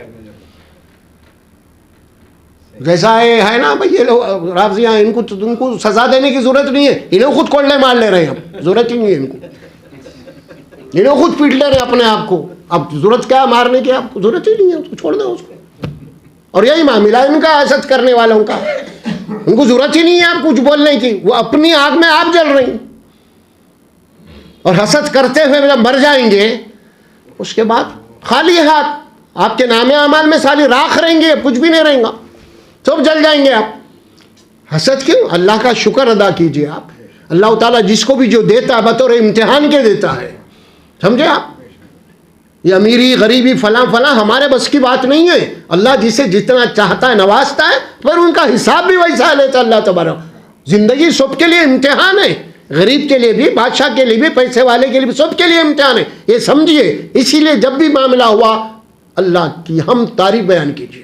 کیا حال ہے بھائی؟ الحمدللہ، اللہ کا فضل ہے بھائی، جس حال میں بھی رکھا ہے اللہ کا احسان ہے. سمجھ میں آ رہا؟ پھرنے کے لیے آپ کے پاس کچھ بھی نہیں ہے، پیدل پھر رہے ہیں، بسوں میں پھر رہے ہیں، لیکن صحت مند ہے. اللہ تعالیٰ نے آپ کے جسم کے اندر کروڑوں روپے کے آئٹم اللہ دیا ہے. گردے آپ کے سلامت ہے، دل آپ کا سلامت ہے، پھیپھڑے آپ کے سلامت ہے. سمجھ میں آ رہا؟ جسم کے آپ کے جو آرگن ہیں نا، پورے کام کر رہے ہیں آپ کے. جناب علی، سفید خون، وائٹ خون، لال خون بن رہا، سب رائٹ ہو رہا، پیشاب وغیرہ سب صاف ستھرا آ رہا. الحمدللہ. وہ کروڑ پتی ہے، جب دیکھے دواؤں میں ہے، جب دیکھے ڈاکٹروں کے پاس ہے. نہیں ہے یہ. آپ اللہ کا شکر ادا کیجیے ہر معاملے کے اندر، ہر معاملے میں. یہاں تک کہ ایک ٹائم کھانا ہے، دوسرے ٹائم بھی میسر نہیں ہے، اللہ تیرا شکر ہے. میں شکر کے متعلق تمثیل اکثر دیا کرتا ہوں. ایک صاحب بڑے تہجد گزار، بڑے عبادت گزار، بڑے پابند با جماعت نماز پڑھنے کے، اور اتنی غربت میں زندگی گزارے. جب گھر سے مسجد کو جا رہے تھے تو ان کی چپل بڑی پرانی تھی, وہ چپل کی ڈالیاں بھی ٹوٹ گئی ان کی ایک ڈوری. تو ان کے دماغ میں خیال آیا, اللہ تیرے وہ بندے دیکھ کافر بڑے مزے کر رہے ہیں, تیری نافرمانی کرنے والے, پینے والے, کھانے والے, اور میں دیکھ میرے کو تو چپل بھی صحیح نصیب نہیں ہے. تو بے گمان کرتے ہوئے مسجد کو گئے. جیسے مسجد کے پاس گئے تو مسجد کے سیڑھیوں کے پاس جس کے 2 پیر نہیں تھے انہیں بیٹھا ہوا تھا کچھ مانگنے کے لیے, ہے نا. تو جیسے اس آدمی کی اس کے 2 پیروں پہ نظر پڑی, فوری مسجد میں بھاگ کے سجدے میں گر گئے. گر کے یا اللہ تو میرے کو چپل ٹوٹی ہوئی دیا ہے, لیکن میں ایک ایسا نظارہ دیکھ, کیا نہیں اس کو 2 پیر بھی نہیں ہے. اللہ تیرا شکر ہے, چپل تو ٹوٹی ہوئی ہے لیکن تو میرے دونوں پیر سلامت رکھا ہے, تیرا شکر ہے. سجدے شکر ادا کر دیے انہوں نے. یہ نہیں ہو رہا ہم سے آج. سب کچھ ہے گھر میں, کوئی کمی نہیں ہے کھانے کی پینے کی, ایک سے ایک اعلیٰ کھانا, ایک سے ایک ڈش بن رہی ہے, سب پورے خواہشات ہو رہی ہیں. ٹھنڈا پانی آ رہا, گرم پانی آ رہا, ایئر کنڈیشن ہے, کولر ہے, غالب ہے, سب ہے, پھر بھی نا شکر ہے. اور خاص طور پہ ہمارے گھر والے جب کوئی شادی خانے کو جا کے آتے ہیں اس کے بعد اور ان کے بعد میں ناشکرہ پیدا ہو جاتا ہے. جیسا ہی دیکھ کے آ گئے ختم. اور خاص طور پہ جب دوستوں کی شادی ہوتی ہے نا, ان کے دوست کی بیوی ان کو ملتی ہے, ان کو ملتی ہیں, وہ دوست کی بیوی جناب یعنی آدھا تولہ سونا, بڑے بڑے پٹ گئے, تو ان کو گھر میں آتا, تم کیا کر رہے جی, تم بھی کما رہے نا, دیکھو تمہاری دوست کی بیوی کیسا آئی تھی, ایسی حالت میں تمہاری عزت رہتی جی, رہتی, تمہاری عزت نہیں رہتی نا.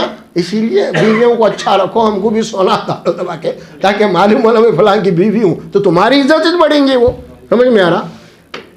تو یہ باتیں ہوتی ہیں اکثر. شکر ادا کرو, الماری بھر کے کپڑے ہیں, دعوت آ گئے, ٹٹول رہی ایک بھی نہیں ہے, چلیے ہم کو جانے کا ہے, جلدی نیا جوڑا لینا. یہ ناشکری ہے, ناشکری, موت تک ناشکری ہے. یہ کپڑے وہ کپڑے, یہ کپڑے وہ کپڑے, آپ کی خواہش تو صرف سفید کفن ہی پورا کر سکتا, اور کچھ نہیں کر سکتا. ایسا گھر ویسا گھر, وہ بلڈنگ یہ بلڈنگ, سمجھ میں آ رہا.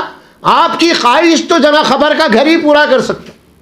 یہ کار وہ کار, اتنی مہنگی کار, اتنی مہنگی کار, آخری میں تمہاری خواہش تو صرف ڈولا ہی پورا کر سکتا. یہ سب نہیں ہے. جس حال میں اللہ رکھا ہے اللہ کا شکر ادا کیجئے, اور یہ سمجھیے اسی میں میری بھلائی ہے, اسی میں میری خیریت ہے, اور اسی میں اللہ تبارک و تعالیٰ میرا امتحان لے رہا ہے. بس یہ فکر سے زندگی گزاریے, انشاءاللہ تبارک و تعالیٰ کل اللہ کے دربار میں کامیاب ہو سکتے ہیں. فرمایا اس کے بعد کہ لحمی ہے واتقوا اللہ, پھر یہ سارے احکامات دے کے پھر وارننگ دیا, واتقوا اللہ, خبردار اللہ سے ڈرو, بچو اس کے احکامات کی خلاف ورزی کرنے سے. ان اللہ تواب الرحیم, بے شک اللہ توبہ قبول کرنے والا اور رحم کرنے والا. کیا مطلب, جو ہو چکا ہے وہ ہو گیا, اب توبہ کر لو, چھوڑ دو وہ ساری چیزوں کو, اب میں توبہ قبول کروں گا اور رحمت کے دروازے بھی کھول دوں گا تمہارے لیے. اللہ خوشخبری بھی سنا رہے ہیں ہمیں. اللہ سبحانہ و تعالیٰ سے دعا ہے اللہ سبحانہ و تعالیٰ مجھے اور آپ کو بولنے اور سننے سے زیادہ عمل کی توفیق عطا فرمائے. بارک اللہ لی ولکم فی القرآن العظیم ونفعنا وإياكم بالآیات وذکر الحکیم.